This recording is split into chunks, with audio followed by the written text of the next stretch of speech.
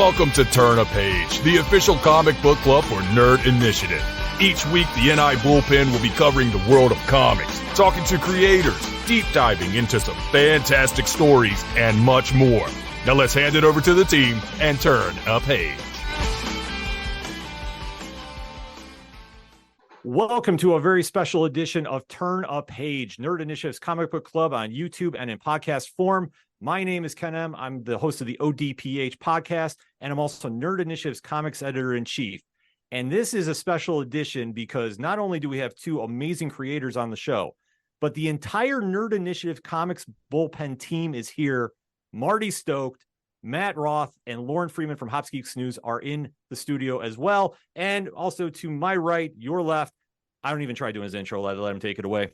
Coming at you live and direct, straight from a folding chair in the ODPH studios. My name is Off the Cuff Tom, Nerd Initiative's pop culture connoisseur. Ken, Jeff, Jay, always a pleasure. Absolutely. That was a nice intro, Tom. Very DJ, very radio DJ. I try my best because it's so much energy to come out with this, because with what was unfolding at New York Comic Con this year, we got the press release about a brand new creator-owned company that really had a literal hit list of top-level creators being a part of a new company that is really going to take the comic book world by storm.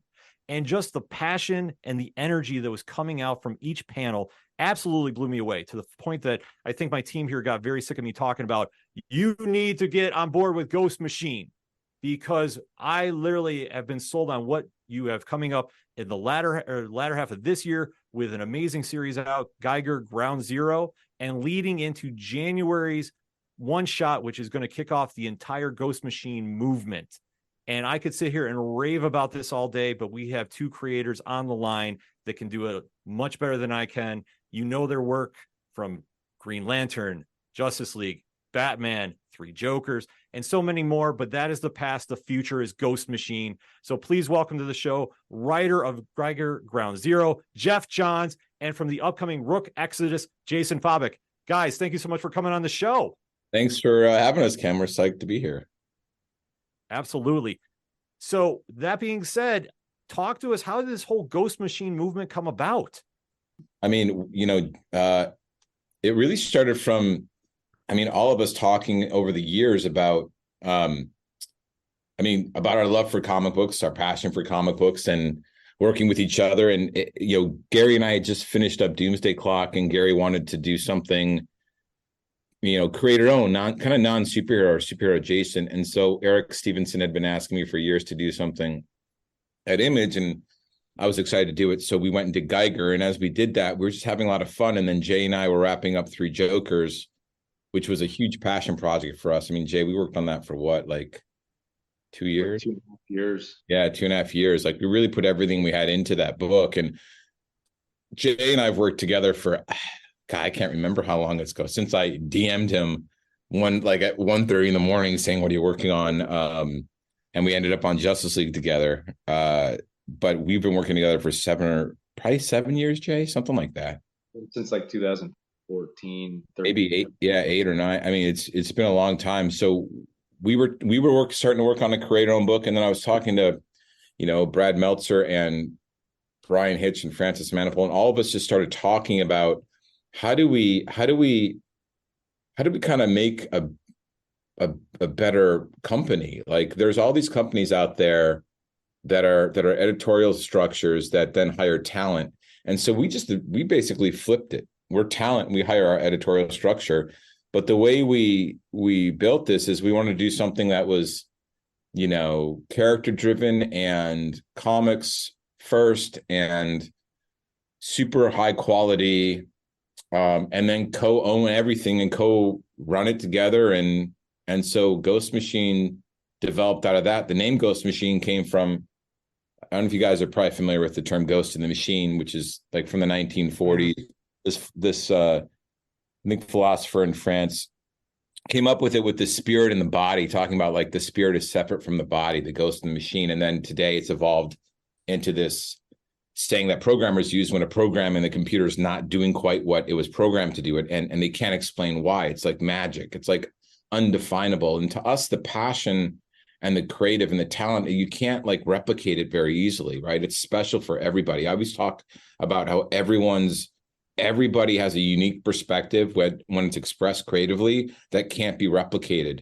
And so we are that ghost together. We are the ghost in the machine. We are the passion that you can't control or program or quite frankly tell us what to do anymore. And we just want to create great books, great characters, and have fun doing it with people we really love and respect. And so that's how the company grew from a handful of us to, you know, there's like 15 people. There's a few creators we haven't even announced yet, and some more that are coming. There's a couple we're going to be announcing next month. But Ghost Machine really developed out of just our love for comic books, our love for working together, and our love for creating great characters, and then our desire and need at this point in our careers to really say like, hey, this is when the books are going to be out. This is what we want to do. This is how we're going to build our universe. This is our cadence. This is our tone. This is, you know, all our characters. When I was writing Green Lantern, I absolutely loved it, and I have the same feeling when I'm writing these books right now. But the thing about Green Lantern is like there's always other things, even with Green Lantern, always other things around it that affected it, whether it be a schedule or DC wanted to book out on a certain time or crossovers or whatever. And it was cool. But for us, this is a matter of taking everything we've done in our careers and kind of leveling up creatively and even logistically with how we're laying it all out. No, I mean, absolutely. You can tell that. I mean, the synergy that you all have together too. Because like I say, with Gary Frank, Brian Hitch, Francis Manapul, Lamont McGee, on board Brad Meltzer, Peter Tomasi, Mattis Yusha, and Brad Anderson too, and Rob Lay too. Because we always have to remember the colorists and the letterers put together the book. It's not just a writer doing everything. It's a whole team. And you can feel that synergy coming out, especially with what you were saying in New York. And what resonated to me was characters first. And that was the big takeaway that I took. And hearing that, I mean, how much of that is the importance of the Ghost Machine culture? Yeah, I mean, the character first thing is something that we right from the day one, it was the most important thing for us. I mean, we know artistically that we can bring things to that are going to be a high level that people are going to really enjoy to look at and see. And Jeff's, arguably one of the best writers in comic books of the last 25 years, and he's created so many memorable characters within the DC pantheon. And it's like, we really want to make sure that our books are character driven, story driven. There's we want the readers. We want to win back the readers. I think I know myself as a comic fan, I'm getting a little burnt out at some of the things that DC and Marvel and have been doing with their characters, and it just seems like it's about other things other than the characters. It's about collecting, a million different covers for this book or that book or whatever. It's like these are comic books, in my opinion, I think it's the best medium to tell a story in.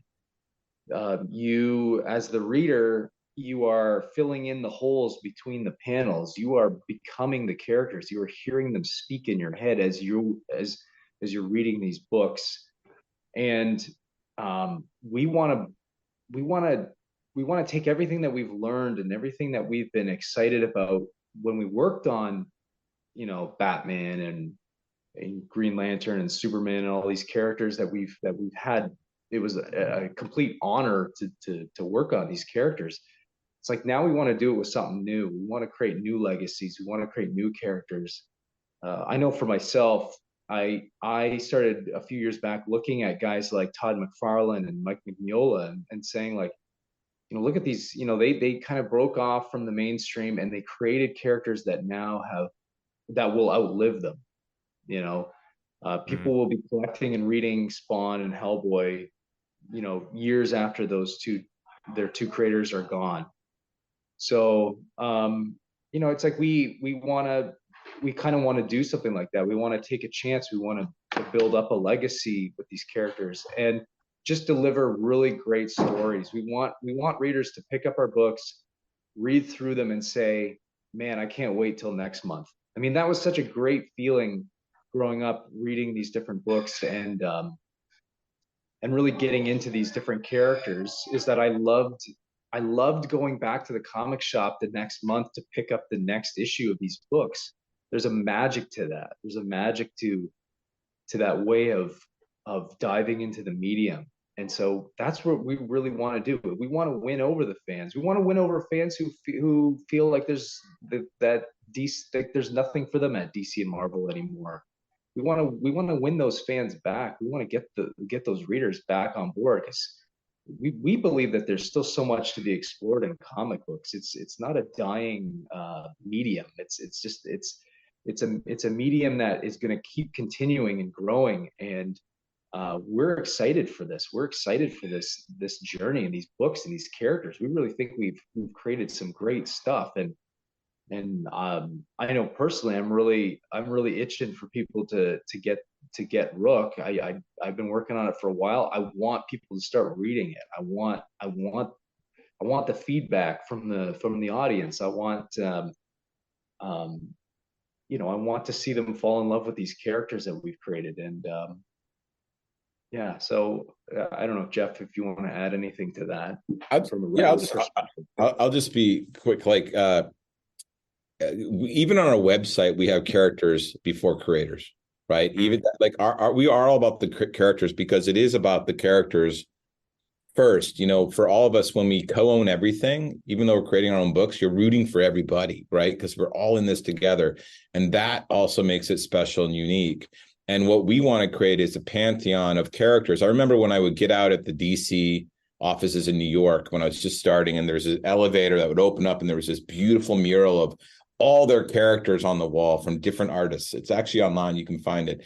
And when we first started off, I'm like, I want to see Geiger and Redcoat and Rook and all these other characters in a lineup. I want people to know our characters, and, Junkyard Joe and the Rockefellers and everybody else we've got coming up is the names of our books are the characters, the for the most part, the getting back to the core comic book thing that I love. When I was growing up, when Image came out, it was like Spawn and Savage Dragon and Wildcats. I was like, oh my God, all these new characters. It wasn't like the planet at the end of the galaxy or whatever. It was like, which is conceptual, but it was based on a character, a human being, a person, somebody that you could relate to, connect with, and then follow them through anything. And that's why I'm so excited about it, because I love spending time with these characters. I love these characters. And when I was writing, like, whether it be Green Lantern or Aquaman or anything, it was all about the character. So all the other stuff was really fun around it, whether it be Sinestro Corps, Blackest Night, or anything, but it was the character at the center of the story, to me, that was everything. Even in Batman 3 Jokers, it was all about Batman and Barbara Gordon and Jason Todd. And those three characters, the trauma they've been through, the pain that the Joker inflicted on them, the scars they carried with them, and following those characters in. And for us, this was always like, we talked a lot about how really a lot of the independent companies or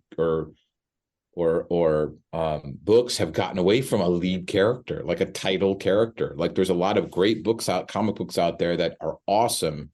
But we missed that kind of collection of lead characters. Again, from when I was growing up, when Valiant hit for the first time, it was exciting because there were just new characters, and you didn't have to read anything. Yeah. You don't have to read anything but Geiger 1, and then the next issue, Geiger 2. And there's only one place to get that character and get their story. And there's not going to be 100 versions of that character. It's just this one. Same with Rook and Redcoat and everybody else we're doing.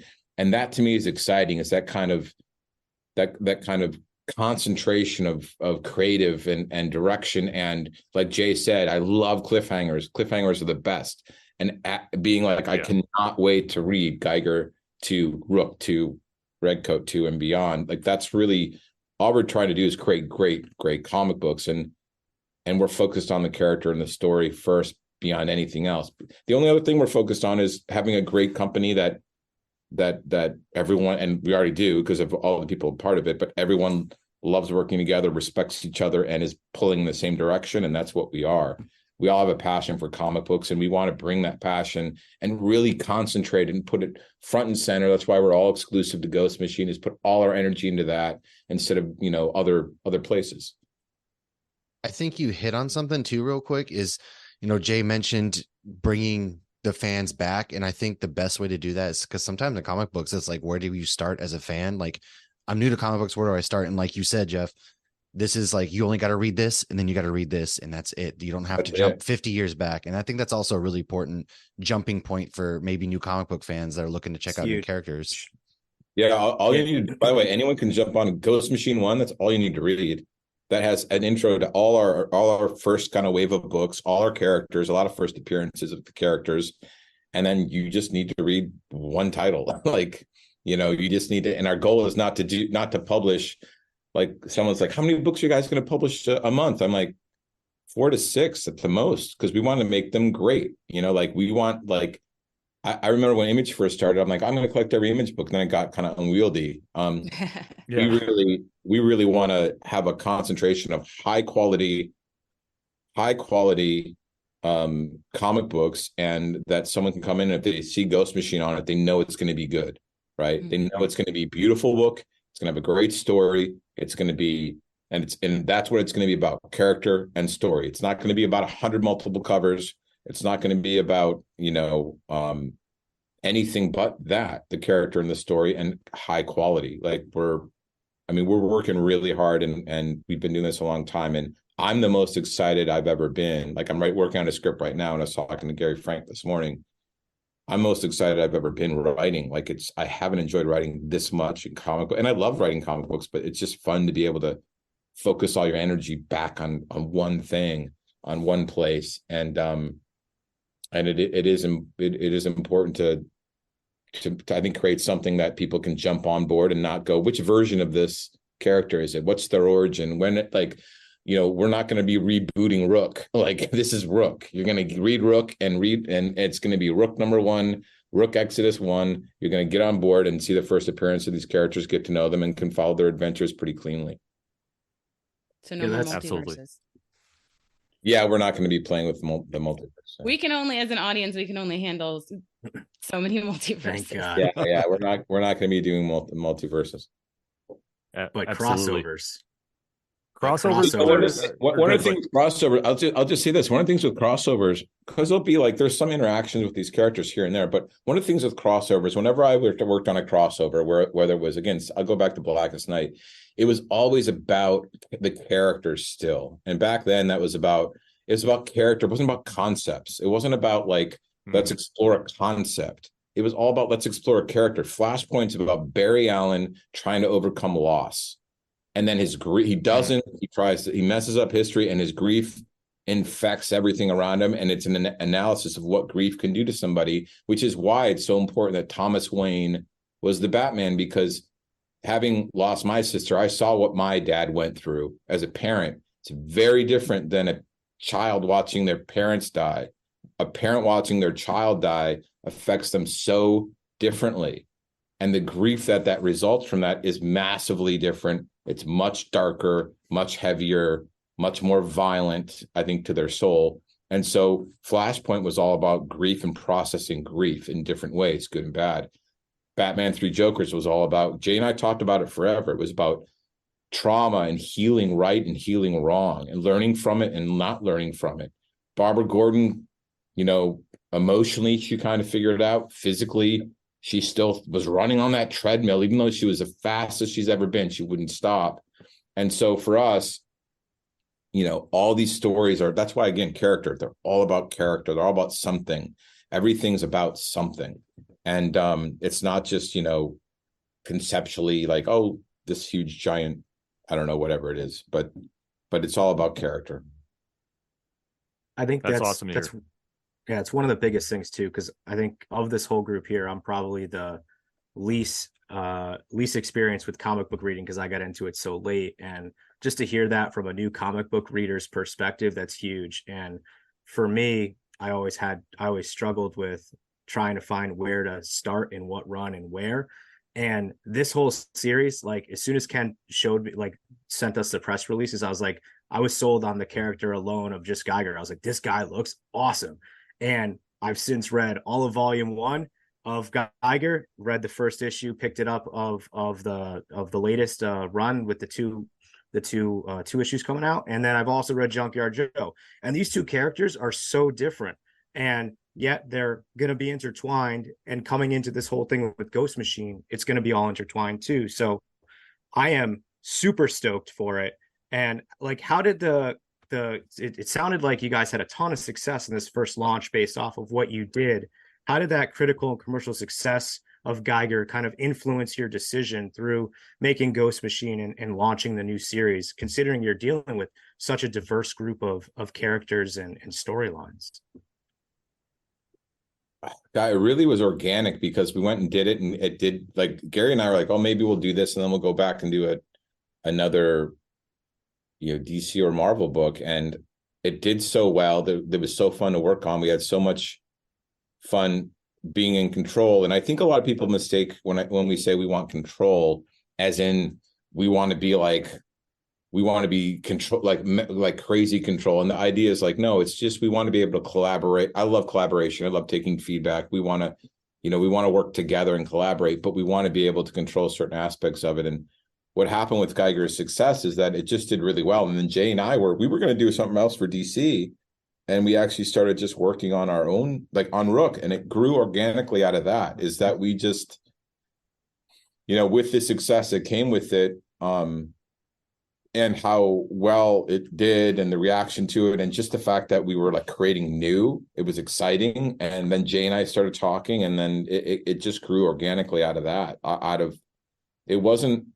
I don't think we didn't do Geiger and then set out to create a Ghost Machine. It happened over the last 2 years of going, how do we make, I own a comic shop in Sherman Oaks called Earth 2 Comics. And I can tell you, I watch a lot about how people buy comics and who comes in and who quits and who comes in that's new and what they're looking for.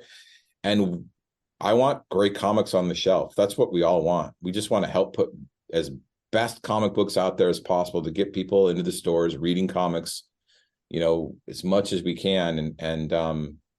And so it just organically grew out of like, how do we make a better business? How do we make great comics? How do we work together with people we love? How do we do all that? So it did grow very organically over the last 2 years. We spent a lot of time on this. The fact that it didn't leak before New York Comic Con was a miracle. We've been talking about Ghost Machine for, Jay, how long? Like, it's been. It was muted. Yeah.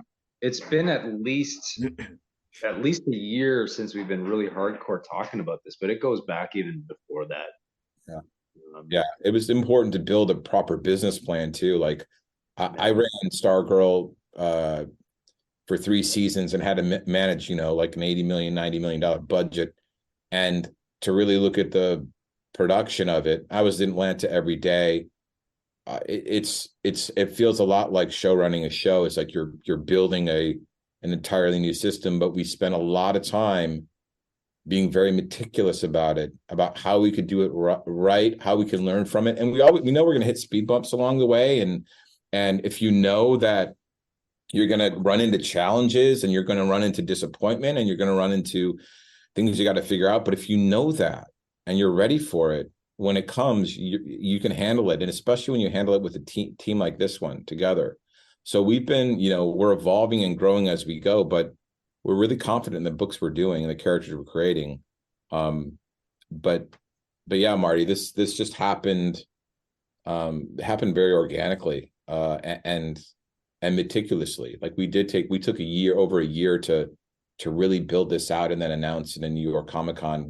And you saw when we announced it, I mean, we didn't announce it with a press release. We had a booth, we have a website, we have a store, we have books, we had ash cans there. So we wanted to show up and be like, we've been working for a long time on this and we're ready. We did not want to launch before we're ready. We've all been in situations, Jay and I have, and the rest of the creators, where you're working on a book that's supposed to ship in April and the company moves it up by 6 months in November because they need to make their yearly, dollar sign. And so suddenly you've lost 6 months of lead time and everyone's yelling that you're late. We want to do this our way. That's part of the reason too. Like Gary and I wanted to be able to say, we're going to ship the book when we're ready, not when you guys think you need money for the fourth quarter. I mean, that's awesome. And the quality, just the quality of the content that you guys have put out thus far in that first book, and just the character design and art. Oh my God. Like I'm so stoked. I'm all in. I mean, I can't wait to see what you guys do and what you guys continue to do in partnership with some of the great organizations that you've been working with. Yeah, wait do you see Jay's design for the antagonist in Rook, the first antagonist in Rook? It's one of the most. I want an action figure of that one, Jay. So much plastic. Yeah. He's huge. I think a lot of it too, like you showing that you guys show up to New York Comic Con, you're ready, you've got all this stuff ready to go. It also builds trust and automatic buy-in from readers too, because it's like, oh, they are serious. This isn't just more, creators saying that they're going to do creator owned and then just like, oh, here it is, and it's going to be gone in the wind. This is like, no, we are firmly here, set in stone. And we're even seeing some things nowadays, like a lot more creative owned things. We have distillery, black market narrative. What are some pros and cons going creator owned? And then do you think that's kind of more the future of comic books, or what do you think that's going to lead down the road? Yeah. Well, I mean, pros and cons, like pros, I mean, you're creating things ideas that you may have had years ago. You get to bring them to life, like with Rook. He's been a character that's been kind of in my head, design wise since when I was, my late teens, early 20s, and he's kind of evolved over the years because I figured, eventually I'll get to this character. But you get in on, I was doing well at DC and I was really enjoying it, and playing in that Batman kind of universe and Justice League and stuff, and you kind of put stuff like that to the back burner, and you always sit there and think like, one day I'm going to take that chance and I'm going to maybe make this character into something. And then but like to be able to create characters that you like, and grow them and see them become real is awesome. Seeing it, there's a different feel. Like, it's great to work on Batman, it's great to work on Superman, but we didn't create these characters. These are characters that were created, some of them 80 years ago, and they've had great staying power, and they're going to be around for a lot longer than us too. I mean, they're great. Batman is my favorite character ever, and but I didn't create the character. I'm honored to be somebody who's had the opportunity to be a steward of the character. I believe that that's what your job is as an artist or writer. You're to be a good steward of these characters who aren't yours, and to guide them and to keep them going along the same path they've always gone. You can change things up, you can kind of throw the fans for a loop, but by the end of your series, the character should kind of be back to where they were, for the next guy to kind of take over and do his thing. And you shouldn't change them up too much, because that's why people like them, is because of the way that they are. But we're coming in this with brand new characters that nobody's ever known, and you get to play around with them. You can shock people with them. You can do different things. You can lead them on one direction and then change the direction somewhere else, and you can build up their backstories, and you can just, it's like you fall in love with you. They feel like these characters become like part of you. They're like a kid or something like that, and it's a lot of fun to be creative like that. From a con side, you don't have Batman and Green Lantern and Superman to sell your book. As a creator have to go out there. You're creating a new character. You have to keep your expectations under check, and you have to say, Jeff and I, and the whole company, we've been really talking about setting our expectations to a healthy expectation, but also knowing that this is a long game. We're not expecting to sell 100,000 copies of these books day one. We're expecting, we're all devoted to working on these characters for a long time, to grow the mythology. I hope that Rook is a character that I really would love to be like Mike Mignola and work on a character for 20 plus years and grow the mythology of that character. and see them become more as they go, and then pass them on maybe one day to the next generation, for them to tell stories like that. To me, that would be an incredible legacy and an incredible accomplishment.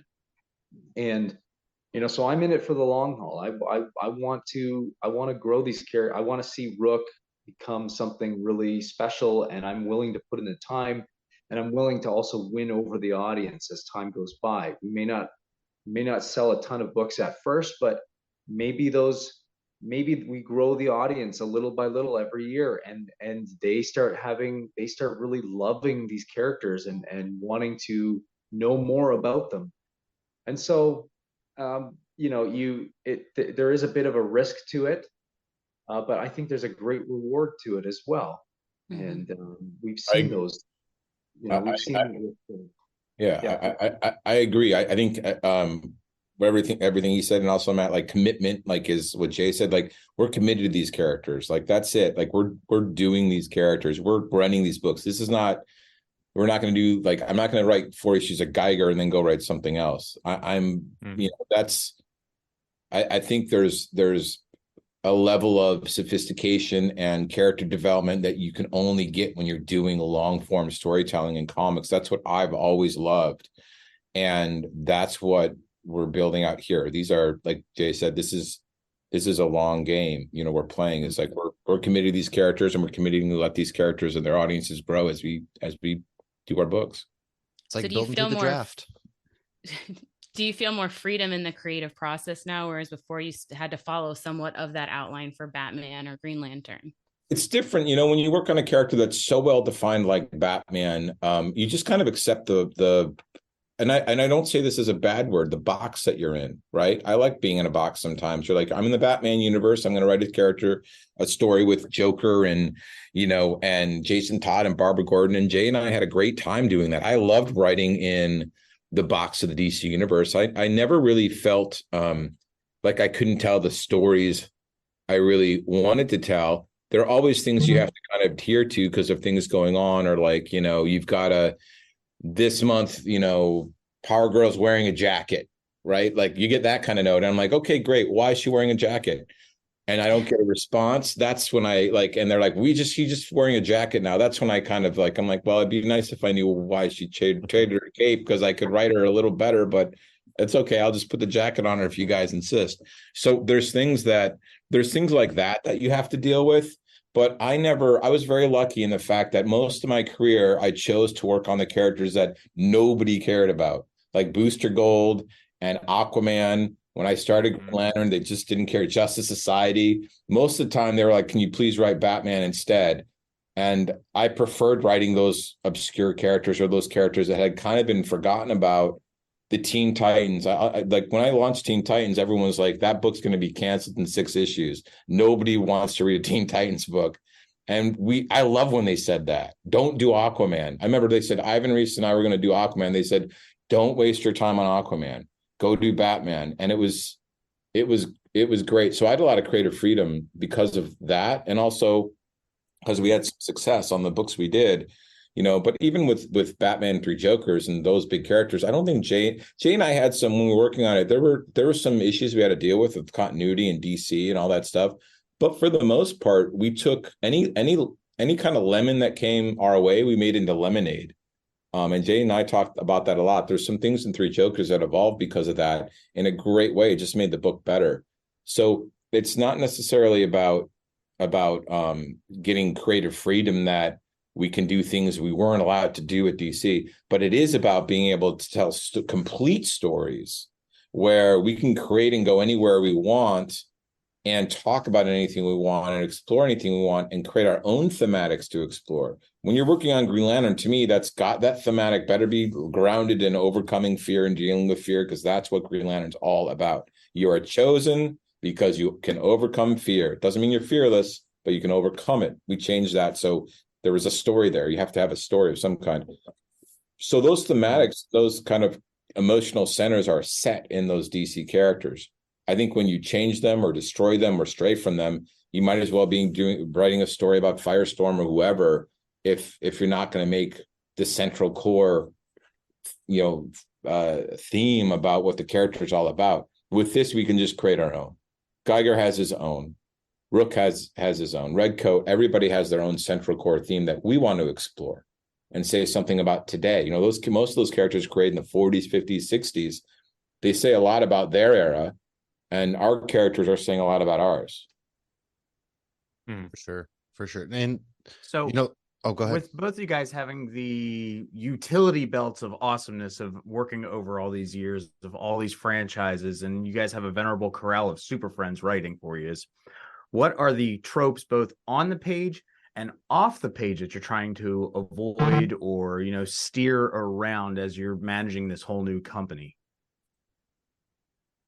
God, tropes. I don't know if we consciously are like doing a checklist of what tropes we want to avoid on the page. I wouldn't even know where to begin with that. We try and make all our stories unique, our characters unique. One of the things I will say is that we're not doing straight superheroes. So that's a giant trope in itself. And the reason we're not is back in the day, way back when, comic books were Westerns and romance books and sci-fi books and superhero books and horror books and all these different genres. And they eventually evolved as TV evolved and film evolved. Suddenly there was horror on television and in film, and there was Westerns and war, and you saw those genres disappear in comics as they really grew in media, right? And so the comics became more and more and more and more about superheroes. They leaned on superheroes because superheroes couldn't be done in media. Now that superheroes are all over media, they're all over film and TV, we feel like it's time to get back to the diversity of genre that comic books originally were. Comic books, when you say comic books, you don't say superheroes.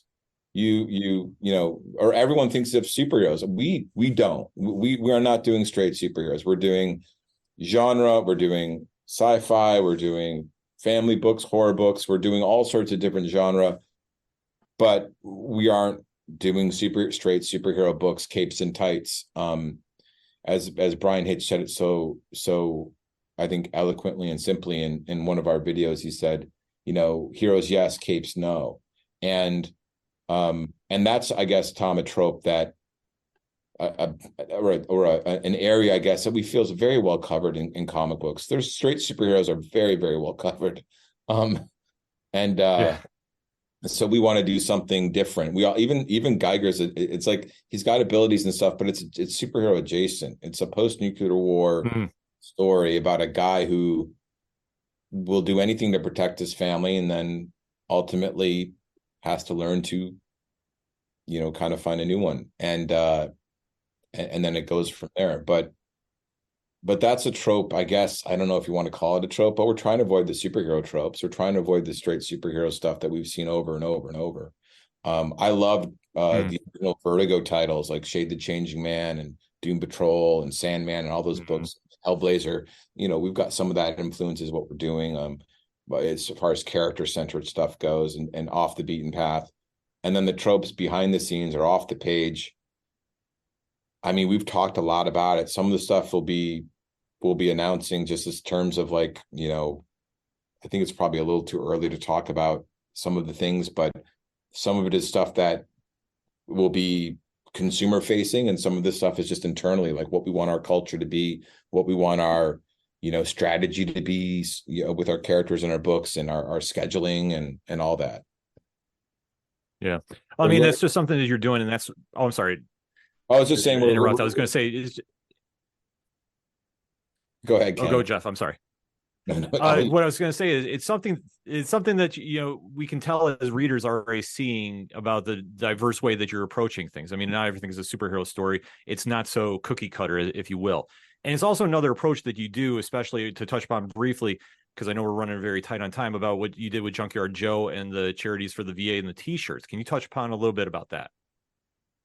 Sure. Yeah. Junkyard Joe it feels like Gary and I love doing that book. He was introduced in Geiger in a very different way. And then we wanted to, again, it's character driven. When we did Junkyard Joe 1-6, we had a story we really wanted to tell that was, Joe is essentially a stand-in for veterans. Like he, and he it's a story about veterans. And so we wanted to make it special. And one of the things we did do is with the first issue, we did a special black and white edition where we raised money for two organizations, the National Coalition of Homeless Veterans here in the States and Veterans Aid in the UK, where Gary is from.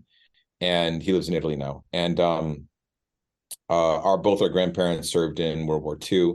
And we wanted to find a place to not only tell the story, but also to kind of give back the best way we could. We also have T-shirts up on our a shop that are all the proceeds go to those two organizations too.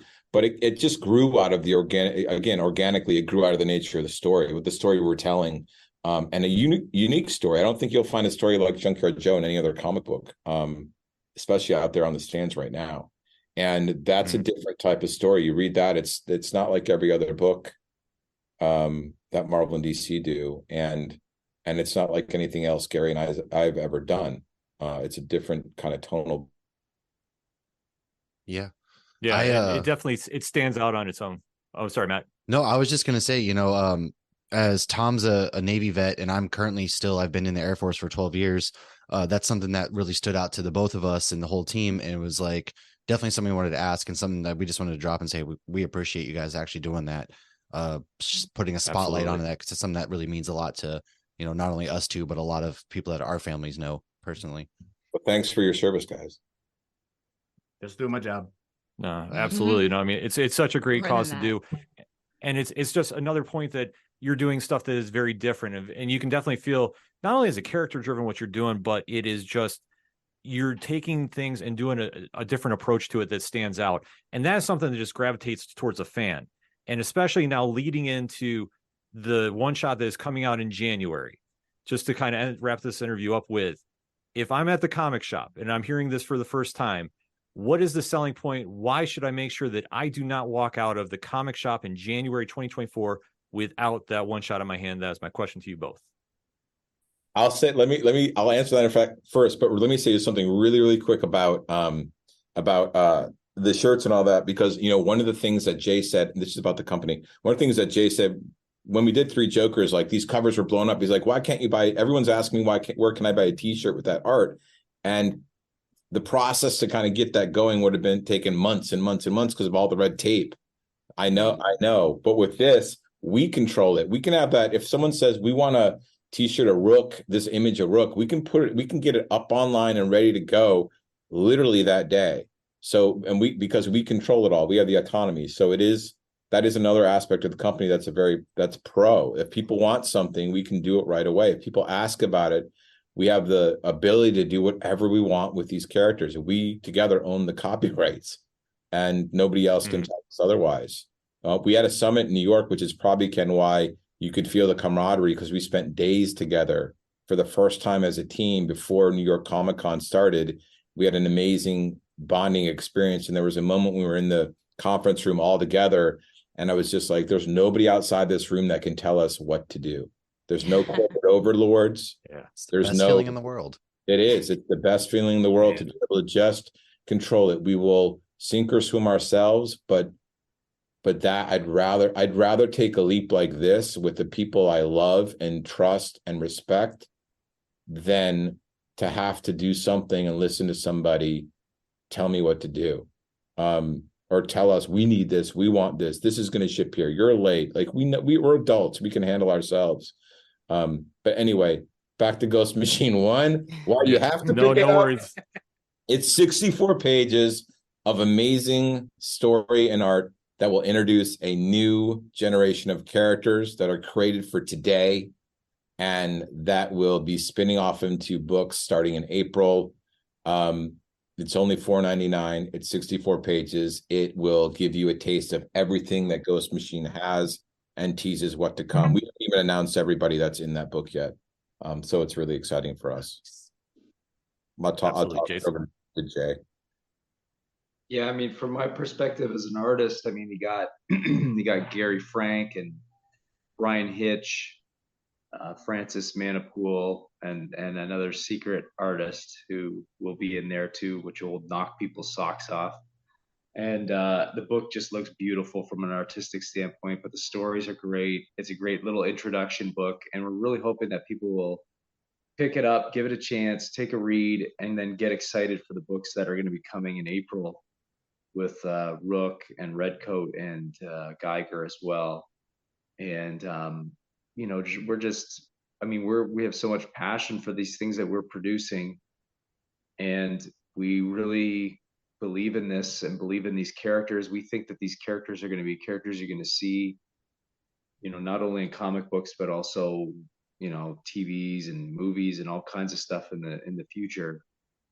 And this is a chance to get in on the ground floor. Like when, imagine getting in on the ground floor of like Batman, Mm-hmm. or, the closest thing I can remember would have been like the 90s with like Spawn and all those image books. This is the chance to like kind of get in on that ground floor and start reading these adventures of these characters and be a part of it. Yeah.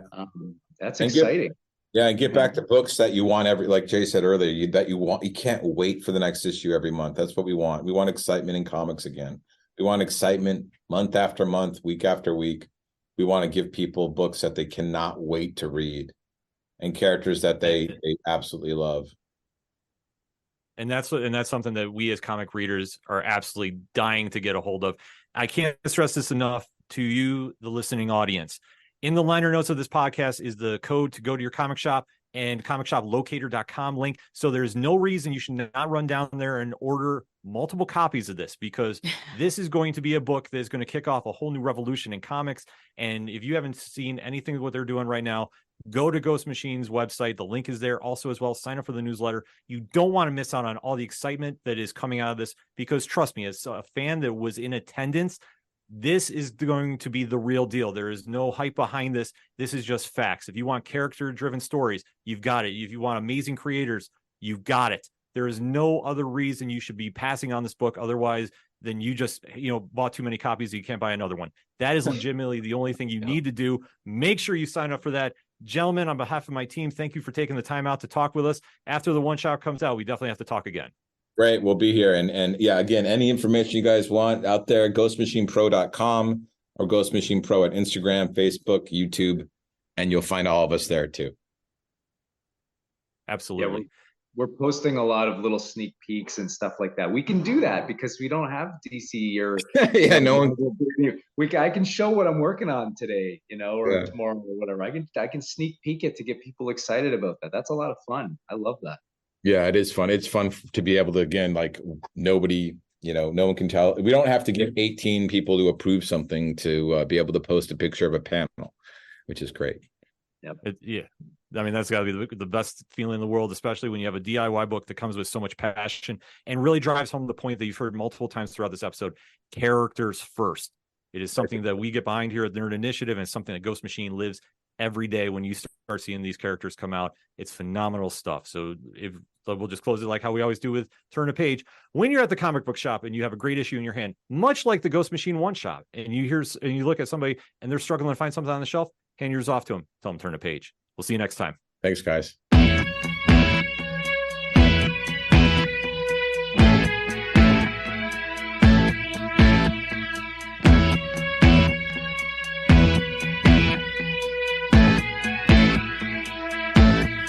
It's such wasted time, swiping left and swiping right on people you could know. 'Cause anyone who's worth a damn be worth way more than a picture could ever show. You could find the right light, find the right angle, and never find your soul. And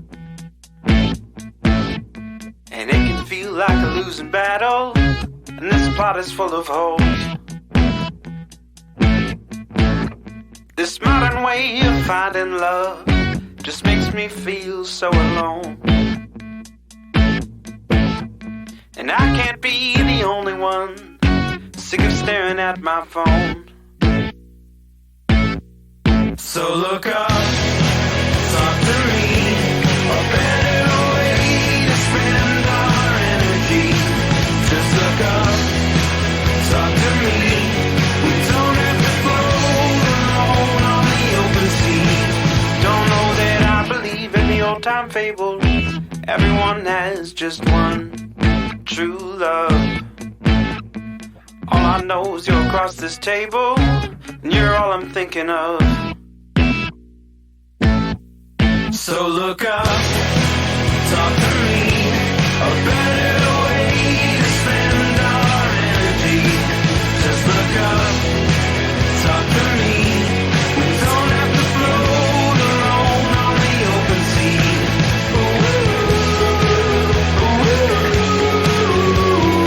Talk to me.